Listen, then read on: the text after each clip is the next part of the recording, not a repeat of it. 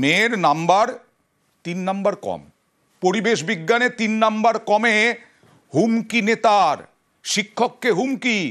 এটা হচ্ছে নদিয়ার গাংনাপুরে নাম্বার কম পেয়েছেন 3 নাম্বার, তার উপরে আবার হুমকি। ছাত্রীকে কম নাম্বার দেওয়ায় ক্ষুব্ধ বাবা, নেতা বলে শিক্ষিকাকে হুমকি দিয়ে দিলেন। কথা বলবো প্রতিনিধি রঞ্জিতের সঙ্গে। রঞ্জিত, দেখো, গাংনাপুর গার্লস হাই স্কুলের ঘটনা। সেখানে এখানকার স্থানীয় নেতা অঞ্চল সভাপতি সুবীর ধর, তৃণমূল কংগ্রেসের, তার মেয়ে এই স্কুলের ষষ্ঠ শ্রেণীর ছাত্রী এবং পরিবেশ বিজ্ঞান বিষয়ে দ্বিতীয় সেমিস্টারে 3 নম্বর কম পায় এবং সেটা শিক্ষিকাকে ফোন করে জানতে চায় কেন 3 নম্বর কম পেল। এবং সেই ভাষাটা কিন্তু ফোনালাপে একেবারেই বিরক্তিকর। সেখানে হুমকির সুরে কথা বলেন এই তৃণমূল কংগ্রেস নেতা। কিন্তু শিক্ষিকা যেটা বক্তব্য রয়েছে যে যেই ভাষায় তিনি প্রয়োগ করে কথা বলেছেন একেবারে অরুচিকর এবং সেটা হুমকির সুরে কথা বলেছেন। যদিও সুবীর ধর তৃণমূল কংগ্রেস নেতা, তার যেটা বক্তব্য, তিনি এই ধরনের ভাষা প্রয়োগ করেননি কল রেকর্ড দেখার। তবে ইতিমধ্যে শিক্ষিকা তিনি স্কুলকে জানিয়েছেন এবং স্কুলের পক্ষ থেকে প্রধান শিক্ষিকা স্কুল পরিদর্শককে বিষয়টি জানিয়েছেন। এবং তাদের আরো অভিযোগ রয়েছে এই সুবীর ধর বারবার স্কুলে বিভিন্ন কাজে ব্যাঘাত ঘটাচ্ছেন, বিভিন্ন কাজে হস্তক্ষেপ করেন। আর মেয়েই বা কি শিখবে?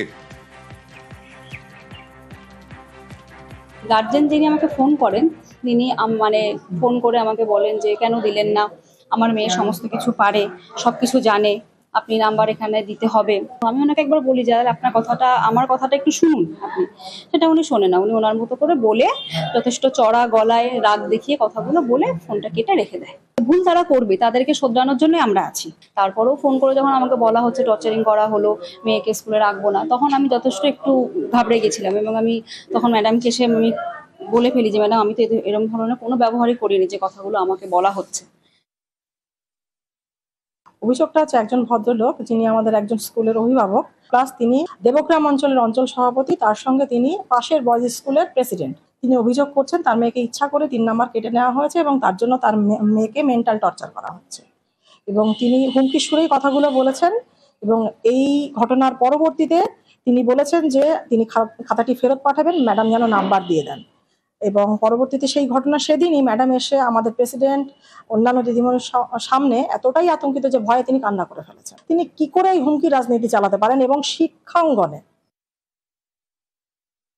এটা সম্পূর্ণ সর্বৈব মিথ্যা কথা। আজ থেকে 17 দিন আগে খাতা দিয়েছে।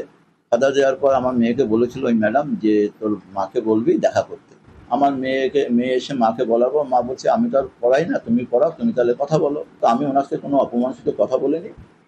হয়তো উনিও আমাকে জোরে জোরে বলেছে, আমিও যেভাবে বলেছি। পরে আমি আমার খুব ক্ষোভে দুঃখে আমি বলেছি যে মেয়েকে তাহলে এখানে রাখা যাবে না, অন্যত্র নিয়ে যেতে হবে। তাতে কিন্তু আমরা কোনো রকম অভিযোগ করিনি। এই অভিযোগ যা উঠছে সম্পূর্ণ সর্বৈব মিথ্যা কথা।